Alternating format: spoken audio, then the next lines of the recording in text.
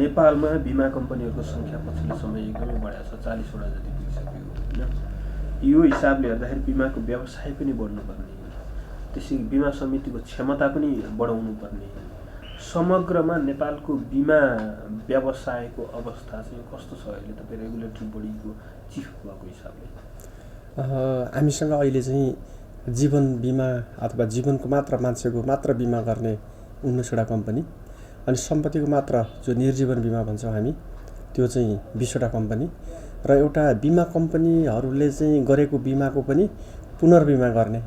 त्यो चाहिँ डाइरेक्ट जनतामा जाँदैन, बिमा कम्पनीमा गएर उनीहरूको बिमालाई फेरि बिमा गरिदिन्छ। त्यो एउटा कम्पनी गरेर चाहिँ हामीसँग 40वटा कम्पनी छन् र यो 40वटा कम्पनी जुन बिमा क्षेत्रमा आइसकेपछि पछिल्लो चरणमा बिमाको चाहिँ वृद्धि दर चाहिँ एकदमै राम्रो हुँदै गइरहेको छ। हामी 2-3 वर्ष अगाडि चाहिँ नेपाली बिमा बजारमा अथवा बिमा क्षेत्रमा जम्मा बिमाको दायरा 5% नेपालीमा थियो भने आज 2075 साल मङ्सिरसम्म आइपुग्दा हामी चाहिँ बिमाको दायरा 22% नेपालीमा पुगेको छ। यो दायरा बढ्नुमा चाहिँ कारण खास कारणहरू के दायरा बढ्नुमा चाहिँ एउटा निश्चय पनि तपाईँले भनेको सङ्ख्यात्मक वृद्धि पनि हो र अर्को हामीले 2 वर्ष अगाडि चाहिँ 3 वर्ष अगाडि सबै कम्पनीहरूको पुँजी पनि 4 गुणाले वृद्धि गरेका थियौँ, जसले गर्दाखेरि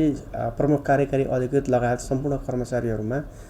एउटा उनीहरूको जुन रिटर्न अन इन्भेस्टमेन्ट भन्छ त्यो ROI रेट चाहिँ कायम गर्नको लागि बिजनेस गर्नुपर्ने भएको हुनाले प्रतिस्पर्धात्मक क्षमता नि बढ्यो एउटा र अर्को चाहिँ ग्रामीण क्षेत्रसम्म सबै ठाउँमा चाहिँ बिमाको बजार खाली थियो। त्यो खालीमा जाँदाखेरि चाहिँ एकैचोटि झ्याप्पै चाहिँ 5बाट हामी चाहिँ 22%मा पुगेका छौँ र चाहिँ अझ वैदेशिक रोजगार हाम्रो अहिलेको नियमअनुसार चाहिँ वैदेशिक रोजगारीमा जाने प्रत्येक नेपालीले म्यादी बिमा नगरिकन चाहिँ श्रम स्वीकृति पाउँदैन, त्यो समेत थप्दाखेरि हामी चाहिँ 27% नेपालीमा बिमा पुगेको छ र अब गत वर्षको र अहिलेको बिमाको वृद्धि दर हेर्नुहुन्छ भने हामी प्रिमियम हिसाब गर्दाखेरि चाहिँ जीवन बिमातर्फ 52% को गत मङ्सिरको तुलनामा यो मङ्सिरमा 52%ले प्रिमियम अंशमा वृद्धि भएको छ भने निर्जीवन बिमामा करिब 11%ले। यो हेर्दाखेरि चाहिँ के देखिन्छ भने बिमाको विकास यो 2-3 वर्षमा राम्रै किसिमले अगाडि बढेको हामीले पाउँछौँ। जस्तो तपाईँले बिमाको विकास यो पछिल्लो 2-3 वर्षमा बढ्यो, त्यसमा चाहिँ कम्पनीहरू थप हुने, पुँजी वृद्धि हुने यी लगायतका कारणहरूले गर्दाखेरि चाहिँ बिमा कम्पनीहरूको व्यवसाय बढाउनु पर्ने एउटा दबाब सिर्जना भयो, त्यसले गर्दाखेरि यो व्यवसायको आकार पनि बढ्दै गयो भन्नुभयो होइन, यो आफ्नो ठाउँमा होला। तर यो सँगसँगै देखिएका चुनौतीहरू पनि छन् नि, खास गरिकन बिमा कम्पनीहरूमा अभिकर्ताहरूको समस्या, त्यसै बिमा कम्पनीहरूमा कर्मचारीहरूको समस्या छन्। अहिले हामीले यो कुरा गरौँ न।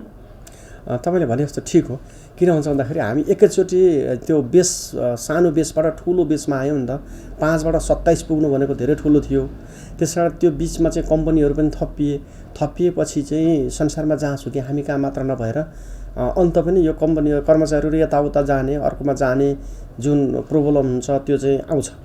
मलाई अनुभव थाहा छ, हामी चाहिँ 2058 देखि 61 सालसम्म नेपालको ब्याङ्किङ सेक्टरमा नि आज एउटा ब्याङ्कमा भएको कर्मचारी 2-3 महिनापछि अर्को ब्याङ्कमा जाने यो ओहोरदोहोर हुने प्रक्रिया त्यहाँ पनि थियो र हामी कहाँ पनि 2 वर्ष अगाडि थियो। अनि 2 वर्ष अगाडि जुन हामीले नयाँ लाइसेन्सिङ गर्दाखेरि त्यो देखिसकेपछि हामीले के गर्यौँ भने सबै CEOहरूलाई बोलाएर तपाईँहरू चाहिँ यो कर्मचारी तानातान गर्ने काम चाहिँ बन्द गर्नुहोस्, त्यसो भए हामी चाहिँ कडा किसिमको निर्देशन जारी गर्छौँ भनिसकेपछि अनि उहाँहरू अलिकति तानतुन कम भएर अब अहिले त त्यो एउटा चाहिँ लिमिट सतहमा देखिएको छ भनेको मतलब एउटा त्यसले चाहिँ लाइन लिएको छ। अब तानतुन त्यति धेरै छ जस्तो लाग्दैन, तर 1-2वटा अलिअलि त भइहाल्छ एकातिर। त्यो हजुर यो विषय सँगसँगै अब बिमा समितिकै पनि कुरा गर्नु त्यसो अब तपाईँको पहिलेकोमै म जोड्न चाहन्छु। त्यसै गरेर अभिकर्तामा पनि त्यस्तै भयो। अभिकर्ता पनि के छ भन्दाखेरि अलिकति कम्पनी बढी भएपछि चाहिँ पुरानो कम्पनीबाट चाहिँ झिक्ने र नयाँ कम्पनीमा जाने जुन भइरहेको छ त्यसलाई हामीले के गर्यौँ भने बिमा क्षेत्रको कर्मचारीलाई त हामीले CEO बोलाएर चाहिँ मोरल इफेक्ट दियौँ। अब उसको लागि चाहिँ अभिकर्ताको लागि हामीले नयाँ ऐनको मस्यौदा बनाएर एउटा बिमा कम्पनीको अभिकर्ताले अर्को बिमा कम्पनीमा जान नपाउने अथवा एउटै बिमा कम्पनी मात्र हुनुपर्ने अथवा सर्टेन टाइम पछि मात्र जान पाउने, पुलिङ पिरियड त्यसलाई लागू हुने, त्यस्तो किसिमको हामीले व्यवस्था गरेका थियौँ नयाँ ऐनमा। त्यो ऐन आउन अलिकति ढिलो भएको हुनाले अहिले त्यो अभिकर्ताको लेभलसम्म चाहिँ अलि अझै पनि तानतुनको अवस्था मैले तर देखेको पनि दक्ष अभिकर्ताहरू पनि जति पनि छन् ती पनि दक्ष अभिकर्ताहरू छैनन् भन्ने पनि छैन। तपाईँले भनेको पनि ठिकै हो। त्यसमा चाहिँ म के भन्छु भने आजका दिनमा बिमा समितिबाट लाइसेन्स प्राप्त 5 लाख जीवन बिमा अभिकर्ताहरू छन् र चाहिँ 50,000 चाहिँ जान्छन् चाहिँ निर्जीवन बिमाका अभिकर्ताहरू छन्। अब ती सबैलाई हामीले ट्रेनिङ दिएर दक्ष बनाउन सकिँदैन। त्यसकारण हामीले त्यो तालिमको पाटो चाहिँ के छोडिदिएका छौँ भने सम्बन्धित बिमा कम्पनीलाई पनि छोडिदिएका छौँ र सम्बन्धित बिमा कम्पनीले चाहिँ 3 देखि 7 दिनसम्मको तालिम दिएर उनीहरूलाई लाइसेन्सिङ गर्नुपर्ने हो। तर अब मैले सुन्नमा आएअनुसार तपाईँले भने जस्तै तालिम बिना पनि केही अभिकर्ताहरू भएका छन् जसले गर्दा बिमा क्षेत्रमा चाहिँ जोखिम आउँछ। त्यो प्रति हामी सजग छौँ र आगामी दिनमा हामीले बिमा अभिकर्ताहरूको आचार संहितामा पनि पुनरावलोकन गरेर छिट्टै हामीले त्यो गाइडलाइन पनि हामी जारी गर्ने पक्षमा छौँ। अब जस्तो यति ठुलो व्यवसाय बन्यो, यति धेरै 40वटा कम्पनीहरू पनि भए बिमा समितिको मार्फतमा, बिमा समितिले नियमन गर्ने कम्पनीहरू। तर अहिले बिमा समितिसँग चाहिँ एउटा कम्पनी बराबर 2 जना कर्मचारी छैन है नियमन गर्ने निकायसँग। अब यो अवस्थाले गर्दाखेरि अलिकति बिमा बजारलाई समस्याले आउन सक्ने, बिमा समितिले राम्रोसँग नियमन गर्न नसक्ने अवस्था आउँदैन भन्ने पनि छ। तपाईहरुलाई काम गर्न चाहिँ कति गाह्रो भइरहेको? तपाईले भनेकोमा चाहिँ के छ भने ठिक हो, त्यसमा म सैद्धान्तिक रूपमा सहमत छु। किन भन्दाखेरि अब आजका दिनमा हाम्रा जीवन बिमा कम्पनीहरू कमर्सियल ब्याङ्कको डिपोजिट सरहका हुन लागिसके अथवा चाहिँ ए लेभलको ब्याङ्कको डिपोजिट सरह हाम्रा बिमा कम्पनीको लाइफ फन्ड हुने अवस्था पुगिसक्यो। त्यस कारणले गर्दाखेरि हामीले यो वर्षको सुरुदेखि नै हामीले अर्कै निरीक्षण सुपरिवेक्षणमा चाहिँ पुरानो पद्धतिलाई आमूल परिवर्तन गरेर नयाँ किसिमले अगाडि जान लागिरहेका छौँ। जस्तो म भन्छु, रेगुलेसन त हामीले गर्छौँ नै, कर्मिक रूपमा यो वर्ष नै हामीले 5-7 वटा डाइरेक्टिभ जारी गरिसक्यौँ। निकट भविष्यमा फेरि त्यहाँ 4-5 वटा डाइरेक्टिभ हामी जारी गर्दैछौँ र साथसाथै हामीले चाहिँ विगतमा निरीक्षण सुपरिवेक्षण नगर्ने परम्परा थियो, जुन चाहिँ एउटा सूचना प्राप्त भयो भने उजुरी प्राप्त भयो भने मात्रै निरीक्षण हुने। त्यसकारण हामीले यो चेन्ज गरेर चाहिँ गत 2 वर्षदेखि चाहिँ एउटा परिपालनमा आधारित निरीक्षण प्रणालीलाई अवलम्बन गऱ्यौँ। अब त्यसले पनि हामीलाई सकेन, किन भन्दाखेरि प्रत्येक कम्पनीको तपाईँले भने जस्तो 2 जनाले जोड्दाखेरि गएर निरीक्षण गरेर त प्रत्येक वर्ष त सकिँदैन। त्यसकारण हामीले निकट भविष्यमै जोखिममा आधारित सुपरीक्षण प्रणाली लागू गर्ने किसिमले हामीले वर्कआउट गरिसकेका छौँ र हाम्रो चाहिँ अपसाइड जुन निरीक्षण हो विभिन्न बिमा कम्पनीबाट सूचना सङ्कलन गर्ने र चाहिँ कुन जोखिम बढी छ त्यो जोखिम आइडेन्टिफाइड गर्ने, त्यसलाई अपसाइड निरीक्षण भन्छ। त्यो अपसाइडलाई चाहिँ हामीले चाहिँ बलियो बनाउँदैछौँ र अनि त्यो जुन ठाउँमा जोखिम आउँछ त्यसमा चाहिँ मात्र निरीक्षण गर्ने किसिमले आगामी आर्थिक वर्षदेखि हामी जोखिममा आधारित निरीक्षण प्रणाली लागू गर्छौँ। र साथसाथै तपाईँले भनेको त्यो थोरै छ, त्यसलाई हामीले फेरि आगामी वर्षदेखि फेरि हाम्रो सङ्गठन व्यवस्थापन सर्वे एउटा सम्पन्न गर्नुपर्ने हुन्छ। सर्वे गरेर केही कर्मचारीहरू हामीले थप्नुपर्छ भने थप्ने हिसाबले पनि अगाडि जान्छ। अलिकति यो बिमा समितिलाई राष्ट्र ब्याङ्क अलिकति बढी हस्तक्षेप हुन्छ भनिन्छ होइन, त्यसले पनि अलिकति केही प्रभाव पारेको छ कि? के हो त्यो हस्तक्षेप? हामीलाई हस्तक्षेप त छैन। कस्तो छ भन्दाखेरि हाम्रो बिमा ऐनअनुसार चाहिँ बिमा समिति आफै स्वायत्त हुन्छ र चाहिँ खालि हामीले हाम्रो नियामक गर्ने सुपर रेगुलेटर त नेपाल सरकार अर्थ मन्त्रालय नै हो। तर कस्तो भन्दाखेरि चाहिँ केही कुराहरू जुन कर्मचारीको वृत्ति विकासका कुराहरू हामीले अर्थ मन्त्रालयको कन्सर्नमा मात्र गर्न सक्छौँ। बजेटमा पनि हाम्रो सञ्चालक समिति आफै चाहिँ स्वतन्त्र हुन्छ र त यद्यपि के हो भने सञ्चालक समितिमा अर्थ मन्त्रालयको प्रतिनिधित्व हुन्छ। सरकारी हामी सबै 5 जनाको सञ्चालक समिति सबै सरकारी हुन्छ। त्यसकारण सरकारी नीति नियम अनुसार हामी अगाडि जानुपर्ने हुन्छ। त्यसमा समाजसेवा गर्ने हो, त्यति धेरै हस्तक्षेपको अनुभव त मैले पनि गरेको छैन। अब यी विषयहरू त भइहाले होइन। अब पछिल्लो समय यो मुलुकको अर्थतन्त्रमा 40 वटा जस्तो यो अर्को एउटा विषय छ, अघि पनि मैले कुरा गर्न सकिनँ होइन। जुन मुलुकको अर्थतन्त्रमा अहिले पनि बैङ्किङ प्रणालीमा कारोबार भएको भनेको 40% अझै पनि बैङ्किङ प्रणालीमा कारोबार हुन सकेका छैन भनिन्छ होइन। बिमा क्षेत्रमा पनि तपाईँले 27% हामी चाहिँ पहुँच पुर्यायौँ भनिन्छ। भनेपछि ब्याङ्किङ क्षेत्रमा अझै पनि कारोबार हुन नसकेको जुन इकोनोमी छ त्यसलाई चाहिँ बिमा क्षेत्रले कभर गर्नको लागि केही पोलिसीहरू निर्माण गर्न सक्ने अवस्थाहरू छ जुन ग्रामीण क्षेत्र एकदमै ग्रामीण क्षेत्र भनिन्छ नि जहाँ ब्याङ्क पनि पुग्न सकेका छैनन् त्यहाँ पनि कारोबार हुन्छ ब्याङ्क पुगेको ठाउँमा पनि ब्याङ्कमा त्यहाँ पनि बाटो नभइकन पनि कारोबार हुन्छ त्यस्ता ठाउँहरूमा बिमा पुगेर बिमा गराउन सक्ने यो ब्याङ्कभन्दा त फरक हो नि त यसको कार्यक्षेत्र फरक हो प्रकृति फरक हो सबै कुरा फरक हो होइन त्यहाँ गएर काम गर्न सक्ने अवस्थामा नेपालका बिमा कम्पनीहरू छन् कि छैनन् बिमा समितिले त्यहाँ गएर काम गर्न निर्देशन दिन सक्छ कि सक्दैन के छ त्यो तपाईँको कस्तो छ भन्दाखेरि चाहिँ बिमा भन्दा बित्तिकै हामीले केही न केही अंशमा चाहिँ दर बिमा शुल्क चाहिँ हामीले तिर्नुपर्छ क्या बिमा शुल्क नगरिकन बिमा चाहिँ फोकटमा चाहिँ हुँदैन सित्तेमा चाहिँ बिमा चाहिँ हुँदैन त्यसकारण बिमा संसारमा जहाँसुकै के हो भने पहिला सरकार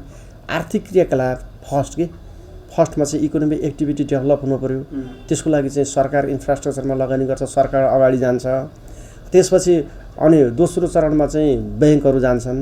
अनि ब्याङ्कहरू गइसकेपछि ब्याङ्कको पछि लाएर हामी चाहिँ अगाडि बिमा कम्पनीहरू कहिले पनि कहीँ पनि जान सक्दैन अनि ब्याङ्कको पछाडि लाएर चाहिँ बिमा कम्पनीहरू जान्छन् र यसरी के हुन्छ भन्दा देशैभर चाहिँ यो चाहिँ इकोनोमिक एक्टिभिटी ब्याङ्क बिमा सँगसँगै जाने हो त्यसकारण चाहिँ तपाईँले भने जस्तै चाहिँ जहाँ सरकारले पूर्वाधारको क्षेत्रमा लगानी गरेको छ त्यहाँ ब्याङ्कहरू गएका छन् जसले गर्दा आजको दिनमा चाहिँ वित्तीय पहुँच चाहिँ 60% भएको छ भनेर चाहिँ राष्ट्र ब्याङ्कले चाहिँ प्रकाशित गरेका छ र हामीले के छ भन्दाखेरि चाहिँ हामी 5% थियौँ 3 वर्ष अगाडि आज हामी 27%मा पुग्यौँ हामी चाहिँ त्यो ब्याङ्किङ सेक्टरलाई चाहिँ पिछा गर्न चाहिँ दौडिराखेका छौँ यो दौडिने क्रममा हामीले पछिल्लो पटक के भने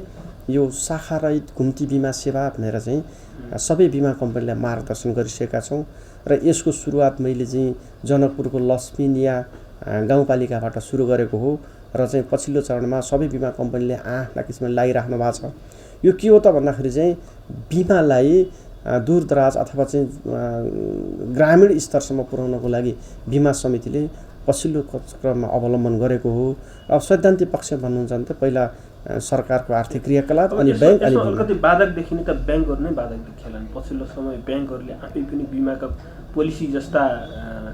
के भन्छ इन्स्ट्रुमेन्टहरू चाहिँ फालिराखेको देखिन्छ हैन त्यसमा चाहिँ के हो भने सिद्धान्तमा उहाँहरू चाहिँ होइन मैले के भन्छु भने सिद्धान्तमा उहाँहरूले जति बिक्री गर्नुभएको छ नि त्यो बिमाका पोलिसी हाम्रा बिमा कम्पनीका पोलिसी हुन् खालि उहाँहरूले प्रचार के गरिदिनु भयो भने मै नै ब्याङ्क हो र मै नै बिमा हुँ भनेर प्रचार जुन गरिदिनु भयो नि त्यो प्रचारले गर्दा गलत सिर्जना भएको हो र चाहिँ अर्को के हो भन्दाखेरि चाहिँ तपाईँको चाहिँ मैले उदाहरण दिन चाहन्छु जस्तो चाहिँ